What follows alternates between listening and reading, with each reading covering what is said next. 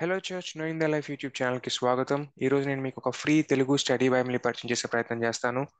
ఇంతకుముందు మనం ఆల్రెడీ చాలా ఫ్రీ స్టడీ బైబిల్స్ని గురించి తెలుసుకున్నాం, చాలా ఫ్రీ కమెంటరీస్ని గురించి మనం తెలుసుకున్నాం. అలాగే రీసెంట్గా మనం కొత్త బైబిల్ టూల్స్ని గురించి తెలిసినటువంటి ప్రయత్నం కూడా చేసాం. కానీ అవన్నీ ఇంగ్లీష్లోనే ఉన్నాయి. మనలో చాలా మందికి ఇంగ్లీష్ రాకపోయి ఉండొచ్చు. ఒకవేళ ఇంట్లో పెద్దవాళ్ళు ఉంటే వాళ్ళు ఇంగ్లీష్ బుక్స్ని చదవడానికి చాలా అన్కంఫర్టబుల్గా ఫీల్ అవుతూ ఉండొచ్చు. వాళ్ళకు కూడా ఇటువంటి విషయాల్లో యాక్సెస్ని కల్పించాలి కదా. అందుకోసం అటువంటి ఒక వెబ్సైట్స్ని, ఒక ఫ్రీ వెబ్సైట్ని మీ ముందుకు తీసుకొచ్చే ప్రయత్నం చేస్తున్నాను. సో దానికోసం మీరు ఏం చేయాలంటే గూగుల్లోకి వెళ్ళి తెలుగు బైబిల్ ఆన్లైన్ అని చెప్పి క్లిక్ చేయండి. అలా క్లిక్ చేసినప్పుడు మీకు సెకండ్ లింక్ ఒకటి కనిపిస్తుంది, సజీవ వాహిని అని. అది మీరు క్లిక్ చేయండి. అలా క్లిక్ చేయగానే మీకు ఇలా ఓపెన్ అవుతుంది అనమాట. సో మీరు గమనిస్తే ఒక సైడ్ మొత్తం తెలుగులో ఉంటుంది, ఇంకో సైడ్ మొత్తం ఈ బైబిల్ ఇంగ్లీష్లో ఉంటుంది. ఈ ఇంగ్లీష్ ఏ వర్షన్ కావాలంటే ఆ వర్షన్లోకి మనం చూస్ చేసుకోవచ్చు. ఫర్ ఎగ్జాంపుల్ ఇక్కడ మీరు చూసినట్లయితే 21st century కేజేవి అనేటటువంటి ఈ వర్జన్ ఇక్కడ వీళ్ళు యూజ్ చేస్తున్నారు. ఇది 21st centuryలో కేజేవిని చిన్నగా మాడిఫై చేయడం అనమాట. అలా కాదు అనుకుంటే మీరు ఇంకొంచెం కిందకి వెళ్ళి హాల్మన్ క్రిస్టియన్ స్టాండర్డ్ బైబిల్, ఇది రీసెంట్గా తీసినటువంటిది. ఇంకా మీకు ఈజీ ట్రాన్స్లేషన్ కావాలనుకుంటే న్యూ సెంచరీ వర్జన్ ఉంది, అలాగే న్యూ లివింగ్ ట్రాన్స్లేషన్ కూడా ఉంది. సో న్యూ లివింగ్ ట్రాన్స్లేషన్ నేను క్లిక్ చేసినప్పుడు మీరు చూడొచ్చు, అది కాస్త మెల్లగా న్యూ లివింగ్ ట్రాన్స్లేషన్లోకి మారిపోయింది. ఇటువైపు నాకు తెలుగులో మామూలుగా మన దగ్గర ఉండేటటువంటి బైబిల్, ఇంకొక వైపు మనకి న్యూ లివింగ్ ట్రాన్స్లేషన్లో ఉండేటటువంటి బైబిల్ మనకు కనిపిస్తుంది. సో ఇప్పుడు మనం వీటిని ఉపయోగించుకున్నప్పుడు మీరు చూసినట్లయితే మీకు ఫస్ట్ మీకు కనపడాల్సింది ఏంటంటే ఇక్కడ మీకు కొన్ని లింక్స్ కనిపిస్తున్నాయి. హెబ్రిల్కి రాసిన పత్రిక అని కొన్ని లింక్స్ మీకు కనిపిస్తున్నాయి. సో మీకు అర్థం కావాల్సింది ఏంటంటే ఎందుకు అలాంటి లింక్స్ ఉన్నాయి. సో ఆది కాండంలో హెబ్రిల్కి రాసినటువంటి పత్రిక ఏం చేస్తుంది, అలా మీరు కిందకు వస్తే కొరింథీయులకు రాసినటువంటి పత్రిక ఏం చేస్తుంది ఇక్కడ అనే క్వశ్చన్స్ మీకు వస్తాయి.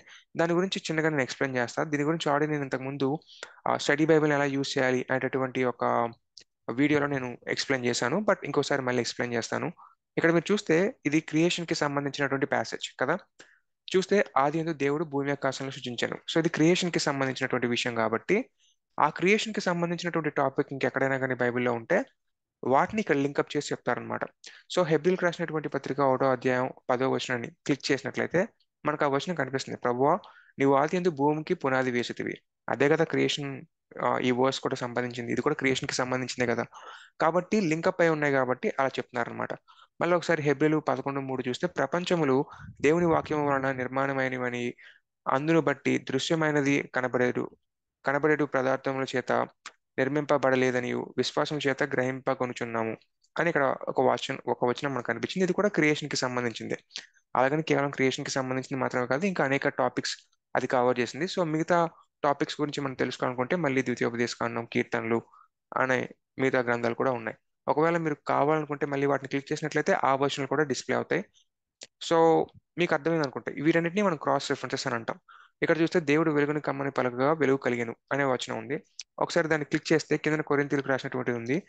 ఇక్కడ చూస్తే తరమబడుచున్నను దిక్కులేని వారము కాము, పడద్రోయబడినను నశించు వారము కాము అని ఉంది.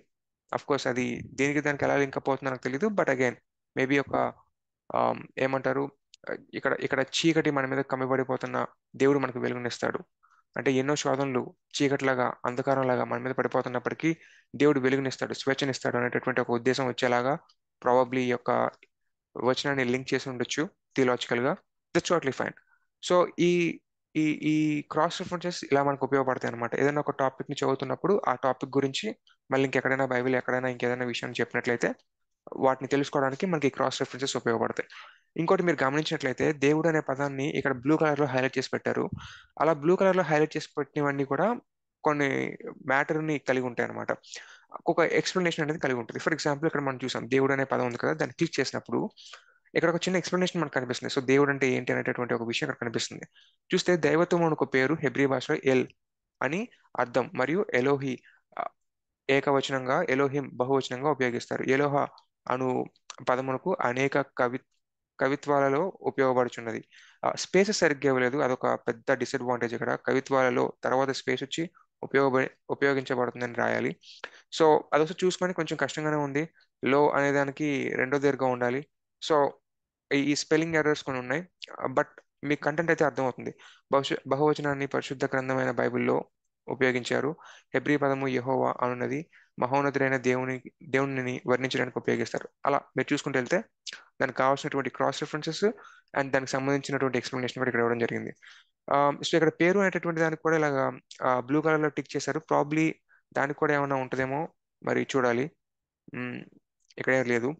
సో బట్ అగైన్ మీకు అర్థమవుతుంది అనుకుంటా. సో ఒకవేళ మీరు కనుక ఇలా చదవాలనుకుంటే ఇలా చదువుకోవచ్చు. లేదు, మాకు మాటి మాటికి ఇలాగా ఈ లింక్స్ ని క్లిక్ చేసుకోవడం మాకు ఇష్టం లేదు, కానీ మాకు ఈ లింక్స్ ని నేను క్లిక్ చేయకుండానే నాకు కావాలనుకుంటున్నాను అని మీరు కనుక అనుకొని ఉన్నట్లయితే, ఇక్కడ రిఫరెన్స్ బైబిల్ అనేటటువంటి ఒక ట్యాబ్ మీకు కనిపిస్తుంటుంది. ఆ ట్యాబ్ ని మీరు క్లిక్ చేయండి. అలా క్లిక్ చేయగానే మొత్తం ఆటోమేటిక్ గా ఆ రిఫరెన్సెస్ అన్ని కూడా ఆటోమేటిక్ గా డిస్ప్లే అయిపోతూ ఉంటాయి. మీరు చూస్తే ఆదిందు దేవుడు భూమి ఆకాశాలను సృజించెను, ఆ వచనాలు ఆ, మనం క్లిక్ చేయాల్సిన అవసరం లేకుండానే ఇక్కడ డిస్ప్లే చేయడం జరిగింది. గ్రీన్ కలర్ లో క్రాస్ రెఫరెన్సెస్ అన్ని ఉన్నాయి, బ్లాక్ కలర్ లో మిగతా వచనాలు అన్ని ఉన్నాయి. అలాగే గ్రీన్ కలర్ లో ఉన్నప్పుడు ఈ క్రాస్ రెఫరెన్సెస్ ఉన్నప్పుడు పక్కన ఒక చిన్న లైన్ కూడా ఇక్కడ ఇవ్వడం జరిగింది. దాన్ని బట్టి అవి మనకి క్రాస్ రెఫరెన్సెస్ అని అర్థమవుతాయి. లేదు నాకు తెలుగులో కావాలి అని చెప్పేసి మీరు క్లిక్ చేసినప్పుడు మొత్తం మీకు తెలుగులో కనిపిస్తుంది.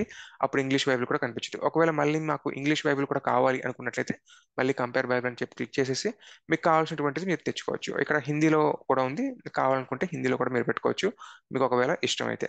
నాకైతే హిందీ వద్దు, కాబట్టి నేను ఇంకేదైనా ట్రాన్స్లేషన్ కోసం వెళ్తాను. So BSI, okay, Telugu Bible WBTC అంట. చూద్దాం. మొట్టమొదటి దేవుడు ఆకాశాన్ని భూమిని సృజించాడు. చూసారా, చాలా సింపుల్ గా ఉంది. ఈ ట్రాన్స్లేషన్ కూడా బాగుంటుంది, ఇది కూడా నేను ట్రై చేస్తా. నెక్స్ట్, ఇప్పుడు మీకు ఇక్కడ దాకా వచ్చింది, ఫైన్. ఇంకా మీరు అలా ఉపయోగించుకోవాలి, మీకు వీటికి సంబంధించినటువంటి వివరణ మీకు కావాలనుకోండి. అప్పుడు మీరు ఏం చేస్తారంటే స్టడీ బైబిల్ బేటా అని ఉంది కదా, అది మీరు క్లిక్ చేయండి. అలా క్లిక్ చేయగానే మీకు దానికి సంబంధించినటువంటి వచనానికి కావాల్సినటువంటి మీనింగ్ ఇక్కడ మీకు దొరుకుతుంది. చూడండి ఇక్కడ, ఆమ్, దేవుడు ఆకాశాన్ని మరియు భూమిని సృష్టిస్తాడు, దానికి సంబంధించినటువంటి వాక్యం అంతా ఇక్కడ ఇవ్వడం జరిగింది. అలాగే 3 నుంచి 5 వచనాలకి సంబంధించినటువంటి వాక్యం మొత్తం ఇక్కడ ఇవ్వబడింది. ఇది ఎక్స్ప్లెనేషన్ అన్నమాట. ఈ ఎక్స్ప్లెనేషన్ అనేది యాజ్ టీస్ గా కరెక్ట్ గా ఉంటుందని చెప్పేసి చెప్పడం నా ఉద్దేశం కాదు. ఇది మనుషులు రాశారు కాబట్టి కొంచెం ఖచ్చితంగా థియలాజికల్ బ్యాచెస్ ఉండే అవకాశాలు ఎక్కువగా ఉంటాయి. కాబట్టి ఒక చిన్న గ్రెయిన్ ఆఫ్ సాల్ట్ తో మనం దీన్ని తీసుకోవాల్సిన అవసరం ఉంటుంది. సో అది మీరు కనుక గ్రహించి ఎంతవరకు ఉపయోగించుకోవాలో అంతవరకు ఉపయోగించుకుంటే సరిపోతుంది. బట్ చాలా మటుకు మనకి హెల్ప్ చేస్తుంది ఈ వివరణ అనేది. కాబట్టి ఇలా మీరు వచనాలకి సంబంధించినటువంటి ప్రతి యొక్క మీనింగ్ ని ఇక్కడ మీరు తెలుసుకోగలుగుతారనమాట. సో బేటా అయిపోయింది. బేటా అయిపోయిన తర్వాత beta or beta, however you call it, beta version అనుకుంటా మరి. సరే, అయిపోయిన తర్వాత మళ్ళీ ఒకసారి ఇంకా మీరు డీప్ గా వివరణ తెలుసుకోవాలనుకుంటారు అనుకోండి, వివరణ అని క్లిక్ చేయండి. క్లిక్ చేయగానే మీకు డీప్ గా ప్రతి వచనానికి కావాల్సినటువంటి వివరణ వస్తుంది అనమాట. ఇందాక మనం ఆల్రెడీ చూసాం, అప్పుడు ఎలా ఉందంటే వచనానికి కాకుండా గ్రూప్ ఆఫ్ వర్సెస్ కి సంబంధించి మీకు అక్కడ ఇవ్వడం జరిగింది. ఇది స్టడీ బైబిల్ బీటా మనం పెట్టినప్పుడు, beta or beta however you call it. కానీ ఇక్కడ వివరణ అనేది మీరు క్లిక్ చేసినప్పుడు అలా లేదు, ఇంకా అంతకుమించి డీపర్ గా వీళ్ళు ఇచ్చేటటువంటి ప్రయత్నం చేస్తున్నారు. మీరు చూస్తే సృష్టి ఆరంభం ఎప్పుడో మనకు తెలియదు, కొన్ని వందల కోట్ల సంవత్సరాల, సరే, కొన్ని వందల కోట్ల సంవత్సరాల క్రితం అని కొందరు అంటారు, కొన్ని వేల సంవత్సరాలని కొందరు అంటారు. బైబిల్లో సృష్టి ఆరంభమైన సమయం ముఖ్యం కాదు, కానీ సృష్టి జరిగిందన్న సత్యమే ప్రధానం. ఓకే ఫైన్, సంథింగ్ అలా ఉంది కదా. ఒకసారి బీటాలోకి వెళ్ళి చూద్దాం. బైబిల్ మొట్టమొదటి భాగము ప్రపంచాన్ని శక్తివంతమైన దేవుడు ఎలా సృష్టించాడని చెప్తుంది. తెలివైన వ్యక్తులు దాని గురించి భిన్నమైన ఆలోచనలు ఉన్నప్పటికీ వినయపూర్వకమైనటువంటి క్రైస్తవులు, మ్యాటర్ కొంచెం different గా ఉంది. మీకు అర్థమైంది అనుకుంటా నేను ఎందుకు ఈ కంపారిజన్ చేశానంటే, బీటా వర్షన్ వేరు, అలాగే వివరణ అని మీరు ట్యాబ్ ని క్రియేట్ చేసినప్పుడు వచ్చే ఎక్స్ప్లెనేషన్ వేరు. సో ఈ 2 రకాల స్టడీ నోట్స్ మీకు అందుబాటులో ఉంటుంది కాబట్టి మీరు చక్కగా దీన్ని ఉపయోగించుకోవచ్చు.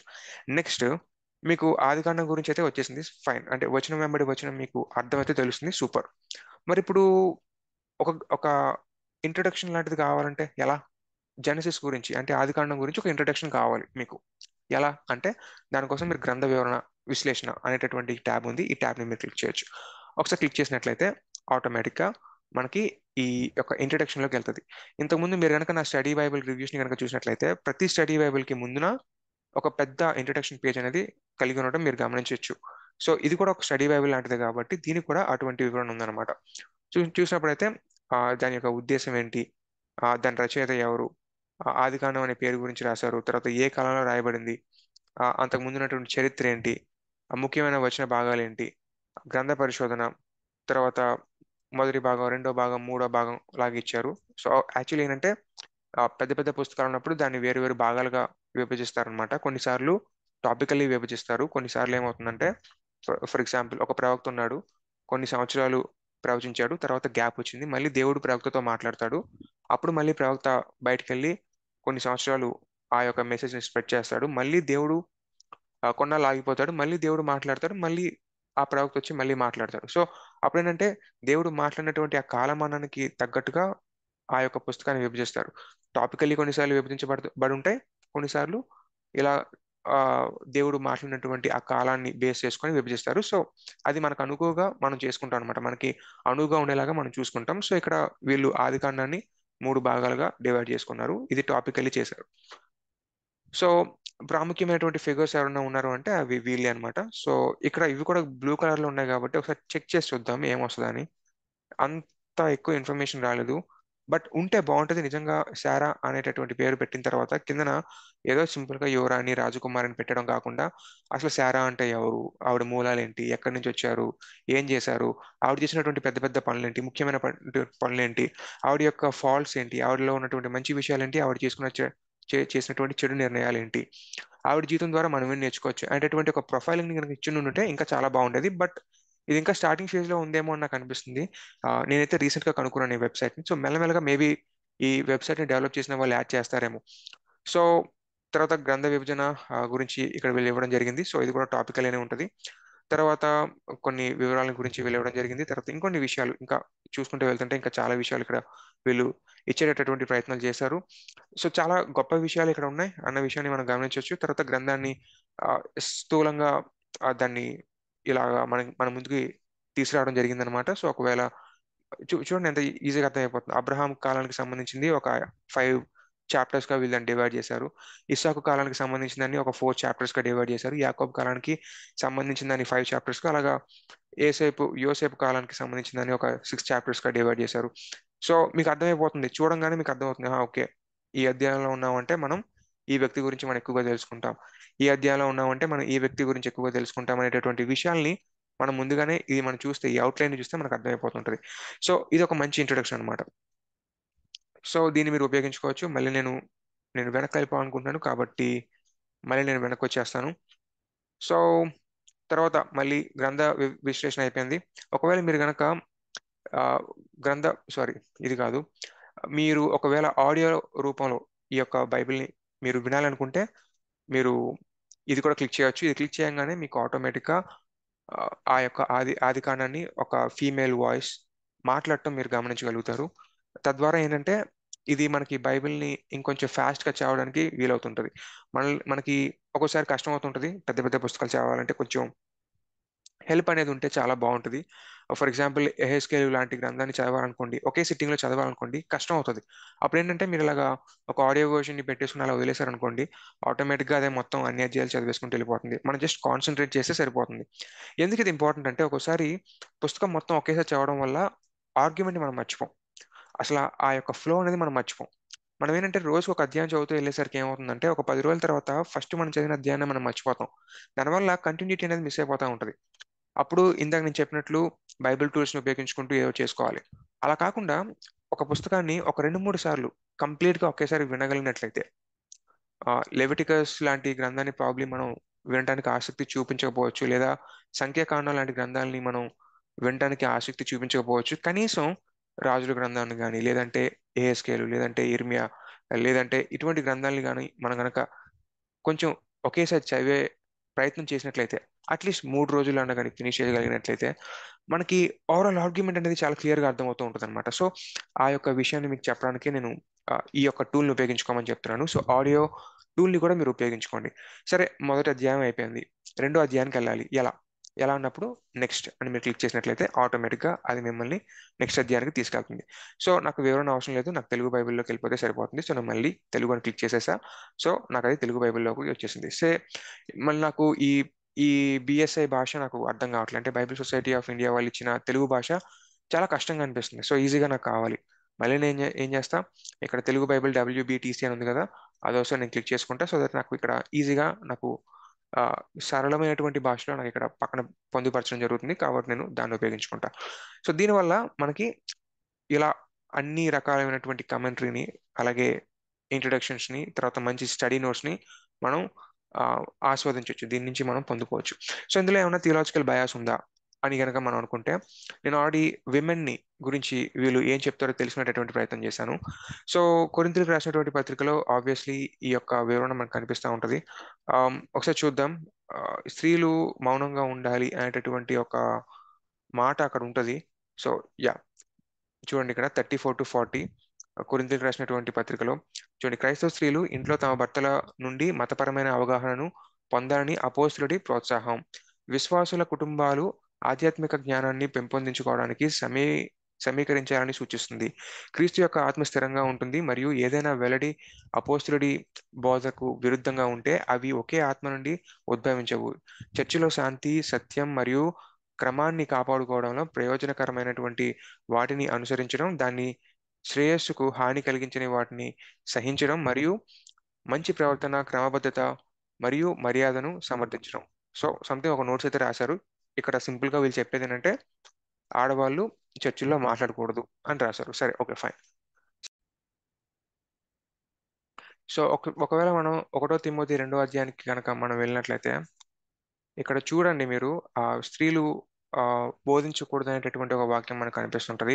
సో దానికి సంబంధించినటువంటి వాక్యానికి మీనింగ్ ఇక్కడ వీళ్ళు ఏమి ఇచ్చారో చూద్దాం. సెయింట్ పాల్ ప్రకారం మహిళలు చర్చిలో పబ్లిక్ టీచింగ్ పాత్రలను నిర్వహించేందుకు అనుమతించబడరు, ఎందుకంటే బోధనలో అధికార స్థానం ఉంటుంది. అయితే స్త్రీలు తమ పిల్లలకు ఇంట్లో నిజమైన మత సూత్రాలను బోధించమని ప్రోత్సహిస్తారు. Okay, fine. సో వీళ్ళు ఇక్కడ ఏం చెప్తున్నారంటే, ఇక్కడ ఆడవాళ్ళు బోధించకూడదా బోధించకూడదా అన్న దాని మీద ఒక రెండు అభిప్రాయాలు ఉంటాయి. ఒకటి ఏంటంటే స్త్రీలు బోధించవచ్చు అని చెప్పేవాళ్ళు, ఇంకొకరు ఏంటంటే స్త్రీలు బోధించకూడదు అని చెప్పేవాళ్ళు అనమాట. స్త్రీలు బోధించకూడదు అని చెప్పేవాళ్ళు వాళ్ళని కాంప్లిమెంటేరియన్స్ అంటారు. స్త్రీలు కూడా బోధించవచ్చు అని చెప్పేటటువంటి వాళ్ళని ఇగాలిటేరియన్స్ అని అంటారు. కొంతమంది అఫ్ కోర్స్ ఇగాలిటేరియనిజం కి కాంప్లిమెంటేరియనిజం కి మధ్యలో ఉంటారు. సో బ్రాడ్లీ అయితే రెండు వ్యూస్ ఉంటాయి. సో ఇక్కడ వీళ్ళైతే స్త్రీలు బోధించకూడదు అనేటటువంటి వాక్యాన్ని అయితే వీళ్ళు ఇక్కడ చెప్పడం జరిగింది. సో దాన్నే మీనింగ్ ఇక్కడ వీళ్ళు చెప్పడం జరిగింది. మీరు ఒకవేళ గమనిస్తే ఆదికాండం 1వ వచనం దగ్గరికి వెళ్ళినప్పుడు రెండు మూడు వ్యూస్ ఇక్కడ ఇవ్వడం జరిగింది. అక్కడ ఏం చెప్పారంటే కొంతమంది వేల కోట్ల సంవత్సరాల క్రితం భూమి నిర్మించబడిందని చెప్పేసి అంటారు. ఇంకొంతమంది కొన్ని వేల సంవత్సరాల క్రితం మాత్రమే నిర్మించబడిందని చెప్తారు అని చెప్తూ, ఇది ఎప్పుడు జరిగిందో మనకు తెలియదు, బట్ మొత్తానికి సృష్టి అయితే జరిగింది, సృష్టికర్త అయితే దేవుడు, అది తెలుసుకుంటే సరిపోతుంది, ఈ యొక్క బైబిల్ వాక్యానికి అర్థం ఇదే అని చెప్పేసి వాళ్ళు చెప్పడం జరిగింది. అంటే అక్కడ రెండు వ్యూస్ ని ప్రజెంట్ చేసి అందులో మేజర్ గా మనం ఏం అర్థం చేసుకోవాలో చెప్పే ప్రయత్నం చేశారు. సో ఇక్కడైతే మల్టిపుల్ వ్యూస్ ఉన్నప్పటికీ కేవలం కాంప్లిమెంటేరియనిజం వైపే వీళ్ళు ఇక్కడ మొగ్గు చూపే ప్రయత్నం చేశారు. సో ఇక్కడ థియలాజికల్ బయాస్ అనేది మనకు కనిపిస్తుంటది. సో ఇలాగే కొన్ని కొన్ని వచనాల దగ్గరికి వచ్చేసినప్పుడు కొంచెం థియలాజికల్ బయాస్ అనేది ఎక్కువగా కనిపిస్తూ ఉంటుంది అనమాట. సో మీరు నోట్స్ నికి మరీ కంప్లీట్ గా ప్రాధాన్యత ఇవ్వద్దు అని చెప్పడానికి మాత్రమే ఈ విషయాన్ని చెప్తున్నాను. ఇది రాసేటటువంటి వాళ్ళ యొక్క థియాలజీని బేస్ చేసుకొని మనకి ఇది కనిపిస్తూ ఉంటుంది.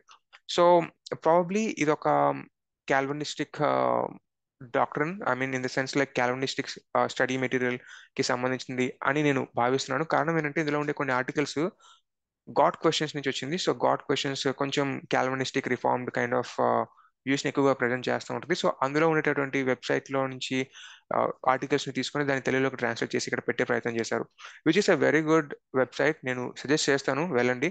కాకపోతే నేను ఏమంటానంటే ఎప్పుడైతే ఇలాంటివి మీరు చూస్తున్నారో ఆ బయాసెస్ ని మీరు తెలుసుకోండి. సో లూథరన్స్ ఏం ఫాలో అవుతారో మీకు అర్థం కావాలి, తర్వాత రిఫార్మ్డ్ వాళ్ళు ఏం పాటిస్తారో మీకు అర్థం కావాలి. సో వాళ్ళ యొక్క బిలీఫ్స్ మనకు కనుక అర్థమైనట్లయితే ఒకవేళ అటువంటి బయాస్ ని మనం పట్టుకునేటప్పుడు మనం గుడ్గా వాళ్ళని నమ్మకుండా ఓకే ఇది వీళ్ళ వ్యూ అనమాట, సో ఆల్టర్నేటివ్ గా ఇంకో వ్యూ ఉందన్నమాట అనే విషయాన్ని మనం తెలుసుకోగలిగేటటువంటి ప్రయత్నం చేస్తాం. అలా గనక ఆ, మనం కొంచెం అంత అంత అంత జ్ఞానాన్ని మనం ప్రదర్శించకపోతే మనం ఏది విన్నామో ఏది చదివామో అదే నిజమని నమ్మేసుకుంటాం. సో అల్టిమేట్ గా మనం ఈ యొక్క స్టడీ బైబిల్ ని యూస్ చేసుకోవడానికి గల కారణం ఏంటంటే బైబిల్ని అర్థం చేసుకునేటటువంటి ప్రాసెస్ లో భాగమే. అయితే దాన్ని ఎక్స్ప్లెయిన్ చేసే వ్యక్తులు కూడా ఏదో ఒక థియలాజికల్ బయాస్ తో ఉంటారు కాబట్టి ఇంకొంచెం కాషన్ గా మనం చదవాలి. సో ఎంతవరకు తీసుకోవాలి అంతవరకు తీసుకోవాలి. ఒకవేళ ఈ బైబిల్లో ఉన్నటువంటి నోట్స్ కి వ్యతిరేకంగా లేదా ఆపోజిట్ గా ఇంకొక వ్యూ ఏదైనా వస్తే మనం ఈజీగా షిఫ్ట్ అవడానికి ఆమ్, మనం ఫ్లెక్సిబుల్ గా కూడా ఉండాలి.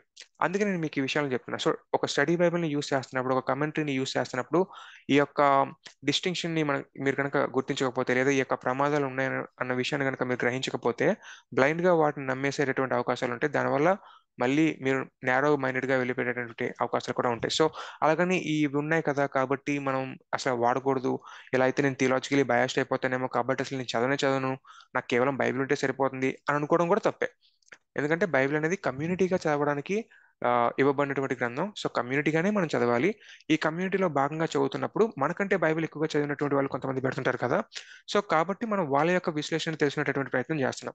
ఒకవేళ ఈ యొక్క బైబిల్ రాసినటువంటి ఆథర్స్ ఎవరైతే, అంటే ఈ బైబిల్ కి వివరణ రాసినటువంటి ఆథర్స్ ఎవరైతే ఉన్నారో వాళ్ళతో కూర్చొని మనం బైబిల్ చదివితే వాళ్ళు ఇదే ఎక్స్ప్లెనేషన్ ఇస్తారు.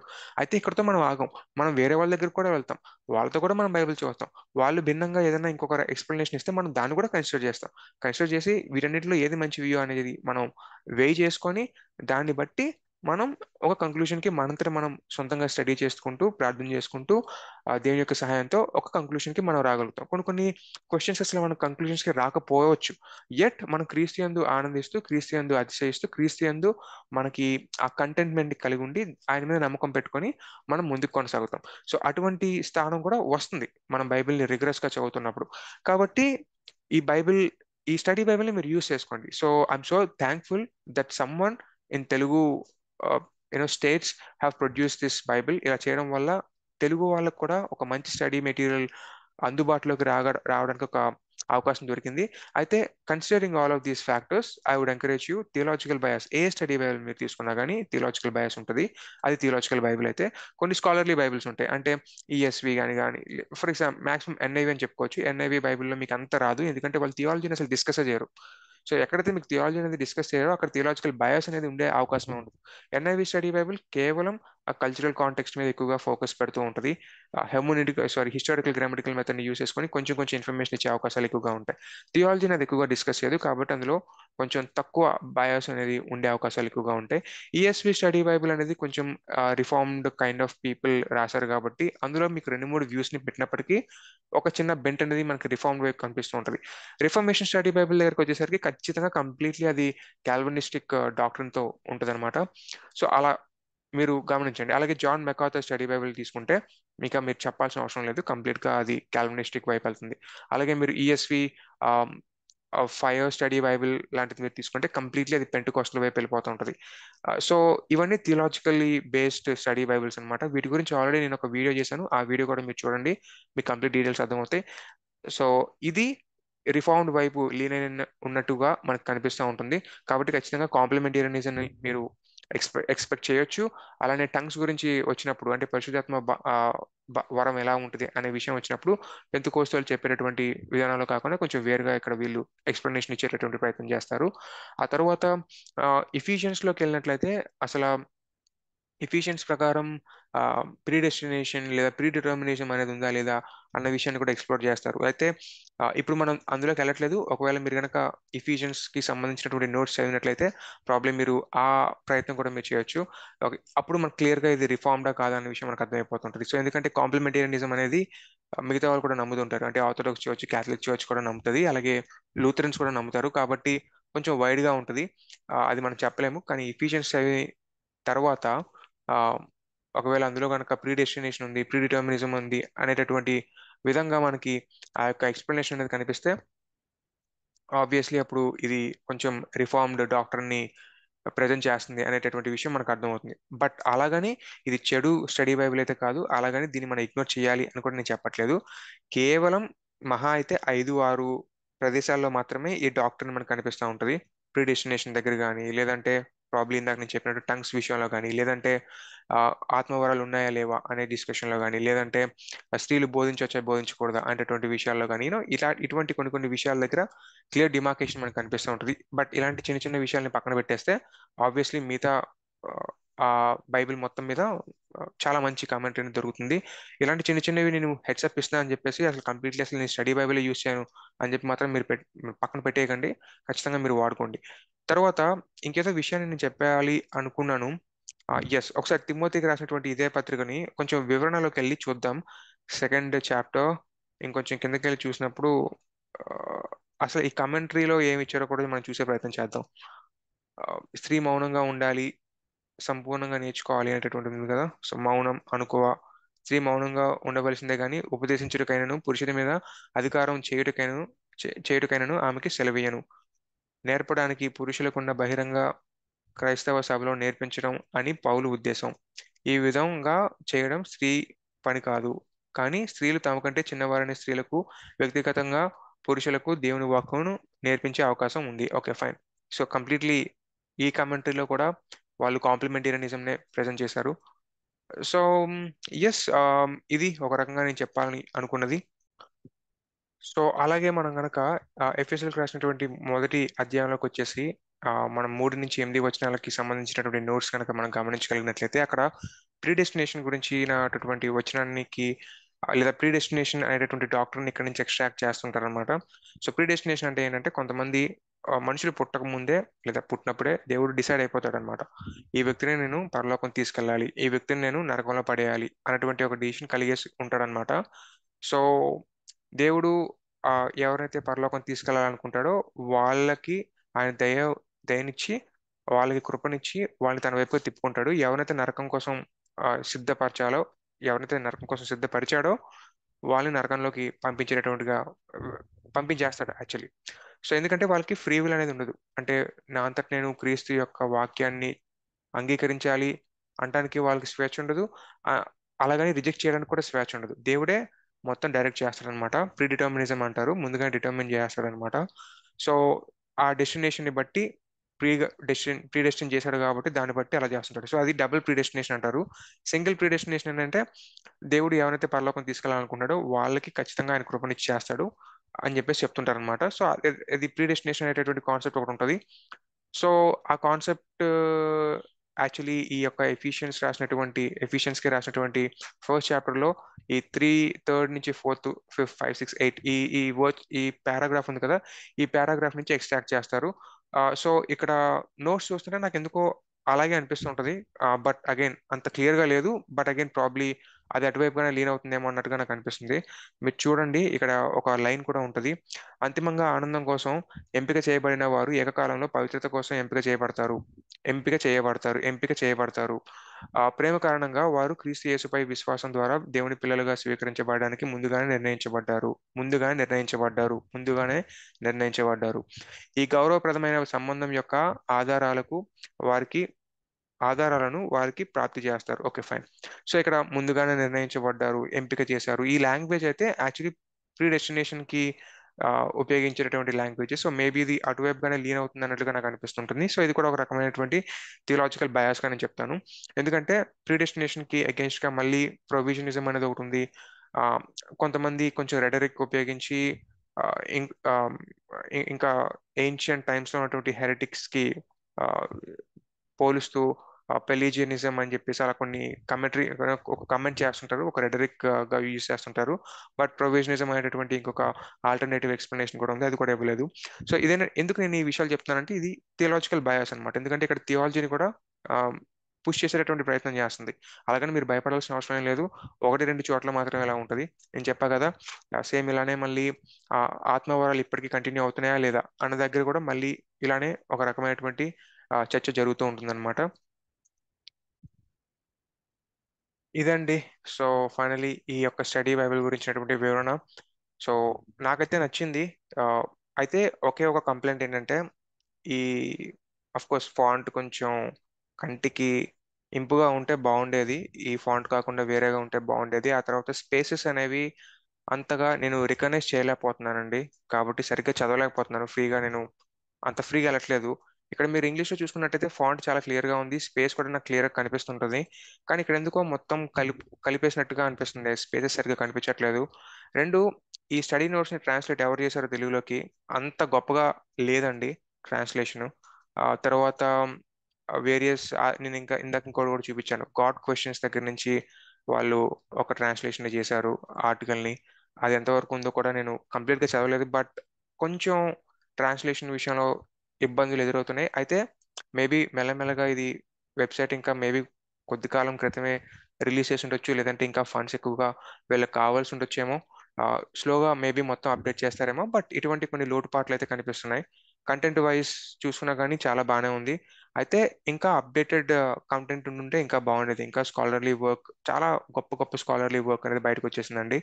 ఆ స్కాలర్లీ వర్క్ కూడా ఇంకార్పొరేట్ చేస్తూ ఈ స్టడీ నోట్స్లో ఇన్వాల్వ్ చేసి ఉంటే ఇంకా చాలా బాగుండేది అనేది నా అభిప్రాయం. కాకపోతే స్టార్ట్ చేయడానికి, మన యొక్క ఆధ్యాత్మిక జీవితాన్ని స్టార్ట్ చేయడానికి, మన యొక్క బైబిల్ స్టడీని స్టార్ట్ చేయడానికి ఇది ఒక మంచి టూల్గా ఉంటుంది అనేది నా అభిప్రాయం అనమాట. అయితే ఇంకా ఇక్కడ వీళ్ళు చాలా ఇవ్వడం జరిగిందండి. బైబిల్ డిక్షనరీ అనేది ఒకటి ఇవ్వడం జరిగింది. ఒకవేళ మీరు క్లిక్ చేసినట్లయితే దానికి సంబంధించినటువంటి వచనాలకి మీరు ఆ వాక్యాలకి మీనింగ్ ని వెతుక్కోవచ్చు. ప్రాబ్లం ఏంటంటే కొన్ని కొన్ని వచనాలు నేను చూశాను, ఆ వాక్యాలకి అంత గొప్పగా వాళ్ళు మీనింగ్ ఇచ్చినట్లుగా నాకేం కనిపించట్లేదు. బట్ మేబీ స్లోగా వాళ్ళు దీన్ని అప్లోడ్ చేస్తారేమో, మేబీ వాళ్ళు దాన్ని అప్డేట్ చేసేటటువంటి అవకాశాలు ఎక్కువగా ఉన్నాయి. తర్వాత కంటెంట్ అని క్లిక్ చేస్తే మనకి ఇక్కడ చాలా ఆర్టికల్స్ కనిపిస్తాయండి. అది కూడా ఒకసారి క్లిక్ చేసి చూసినట్లయితే దానికి సంబంధించినటువంటి చాలా చాలా ఆర్టికల్స్ ఇక్కడ మనకు కనిపిస్తూ ఉంటాయి. బాప్తిసం ప్రాముఖ్యత, ఎత్తబడడం మరియు రెండో రాకడ అంటే ఏంటి, ఇలా చాలా మనకి ఆర్టికల్స్ కనిపిస్తున్నాయి. సో మేబీ మనం వాటిని కూడా చదువుకోవాలనుకుంటే మనం చదువుకోవచ్చు. ఆమ్, తర్వాత ఇంకా మనకి యూత్ కి సంబంధించినటువంటి ఉన్నాయి. తర్వాత ఎస్, చూసారా? సో యంగ్ చిల్డ్రన్కి మనం ఏమైనా చెప్పాలనుకుంటే దానికి సంబంధించినటువంటి ఆ, ఇక్కడ కంటెంట్ ఇక్కడ మనకు కనిపిస్తూ ఉంటుంది. అలాగే ఆడవాళ్ళకి సంబంధించినవి, చిన్నపిల్లలకి సంబంధించినవి, తర్వాత ఫ్యామిలీకి సంబంధించినవి, తర్వాత ఇక్కడ మెసేజెస్ అని ఉన్నాయి. సో కొన్ని మెసేజెస్ని కూడా ఇక్కడ వీళ్ళు ఇవ్వడం జరిగింది. తర్వాత బైబిల్ క్విజ్ ఉంది, క్రాస్ వర్డ్స్ ఉంది, ఇన్స్పిరేషన్, డివైన్ కోడ్స్, తర్వాత 40 మార్టర్స్ ఫర్ క్రైస్ట్. ఇది నాకు కొంచెం చాలా బాగా నచ్చింది. ఆ, తర్వాత ఒక బుక్ ఉంటుందండి, ఆ హతసాక్షుల గురించి ఒక పుస్తకం ఉంటుంది. ఫాక్స్ ఫాక్సెస్ మార్టర్స్ పుస్తకం అనుకుంటుంది. అది 16వ శతాబ్దంలోనో 17వ శతాబ్దంలోనో మన ఆ, ప్రొటెస్టెంట్ రాశాడనమాట. సో అలాగే ఇక్కడ వీళ్ళు 40 మార్టర్స్ ఫర్ క్రైస్ట్ అని చెప్పేసి కొన్ని స్టోరీస్ని ఇక్కడ పెట్టడం జరిగిందనమాట. సో ఇది మన తెలుగు ప్రాంతాలకి లేదా మన దేశానికి సంబంధించినటువంటి కొంతమంది వ్యక్తులు ఎవరైతే వారి యొక్క ప్రాణాలను కోల్పోయారో వాళ్ళ కోసం రాయబడినటువంటి ఆర్టికల్స్ అనమాట. తర్వాత అలా చూసుకున్నట్లయితే ఇక్కడ డైలీ డివోషన్స్ కూడా ఇవ్వడం జరిగింది. ఆ ఎడారిలో సెలయేళ్ళు అని చెప్పేసి ఒకటి ఉంటుందండి, అది కూడా వీళ్ళు ఇవ్వడం జరిగింది. అది ఎక్కడ ఉంటుందో మరి నేను ఇందాక చూశాను, బట్ మళ్ళీ నాకు కనిపించట్లేదు అది. బట్ ఉంటది. సో ఎడారిలో సెలయేళ్ళు అనేటటువంటి ఒక పుస్తకం తెలుగులో ఇక్కడ నేను ఇందాక గమనించాను. బట్ ఒకసారి మీరు ఎక్స్ప్లోర్ చేయండి, మీకు కూడా కనిపిస్తుంటది. సో ఫైనలీ చెప్పాలంటే చాలా బాగుందండి. ఈ తెలుగులో కూడా మనకు ఒక స్టడీ బైబిల్ని లేదా ఒక కమెంటరీని ఫ్రీగా మన ముందుకు తీసుకురావడం అనేది చాలా మంచి ప్రయత్నం. దీన్ని అభినందించాల్సిందే. ఆ, నాకు ఈ రిఫార్మ్డ్ వాళ్ళు, క్యాల్వినిస్టిక్ డాక్టరీన్ కి సంబంధించినటువంటి వాళ్ళు నాకు అందుకే నచ్చుతారు. కారణం ఏంటంటే ప్రతిదీ అవైలబిలిటీలో ఉంచాలి ప్రజలకి అనేటటువంటి ఒక తాపత్రయం వాళ్ళలో కనిపిస్తే, ముఖ్యంగా వాక్యానికి సంబంధించినటువంటి తాపత్రయం వాళ్ళు ఎక్కువగా కనిపిస్తూ ఉంటుంది. అందుకే నేను ఆ, మీకు ఒక ఈఎస్వి బైబిల్ని కూడా ఒకటి ఫ్రీగా వాళ్ళు రిలీజ్ చేసి వదిలేశారనమాట. క్రాస్వే వాళ్ళది గ్లోబల్ స్టడీ బైబిల్. దాన్ని ఎలా డౌన్లోడ్ చేసుకోవాలో కూడా నీకు చెప్పాను కూడా, అది కూడా చేసుకోండి. సో ఈ రిఫార్మ్డ్ కి సంబంధించినటువంటి వ్యక్తులు యూజువలీ కొంచెం ఎక్కువగా బైబిల్ జ్ఞానాన్ని ఇవ్వాలి అనేటటువంటి చాలా ఎక్కువ ప్రయత్నాలు చేస్తుంటారు. So glory to God for their ministries. And నిజంగా దేవుని స్తుతిస్తాను వాళ్ళు చేసేటటువంటి మినిస్ట్రీ వల్ల. ఎందుకంటే ఎంతో కష్టపడితే కానీ ఇలాంటి వెబ్సైట్స్ అనేవి మనకు రావండి. ఇంగ్లీష్లో చాలా చాలా వెబ్సైట్స్ ఉన్నాయి. థ్యాంక్ఫుల్లీ మంచి మంచి స్కాలర్లీ వెబ్సైట్స్ కూడా ఉన్నాయి. సో తెలుగులో కూడా అటువంటి ఇన్ఫర్మేషన్ అనేది అవైలబిలిటీలోకి వస్తుందని చెప్పేసి నేను అనుకుంటున్నాను, రావాలని కోరుకుంటున్నాను. అండ్ ఇలా వచ్చినందుకు దేవుణ్ణి స్తుతిస్తున్నాను కూడా. సో ఖచ్చితంగా మీరు వాడుకోండి. ఒకవేళ తెలుగులో కనుక స్టడీ బైబిల్ని వాడుకోవాలి అని అనుకుంటే ఇది ఒక మంచి టూల్, దీన్ని వాడుకోండి. ఆ తర్వాత ఇంకొక బైబిల్ కూడా ఉందండి. ఆ, దాన్ని బాబ్ క్రో గారు రాసినటువంటి ట్రాన్స్లేషన్ కి సంబంధించినటువంటిది అది. సో దాని గురించి ఆల్రెడీ కొన్ని వీడియోస్ కూడా ఉన్నాయి. సో ప్రత్యేకంగా దాని గురించి నేను చేయను, కానీ ఇది ఒకటి ఉందన్న విషయాన్ని మీకు పరిచయం చేయాలన్నటువంటి ఆశతోటి నేను ఈ దీన్ని మీ ముందుకు తీసుకురావడం జరిగింది. సో ఖచ్చితంగా దీన్ని వాడుకోండి, మిగతా వాళ్ళకు కూడా దీన్ని పరిచయం చేయండి. అంతే, ఈ రోజుకైతే అంతే.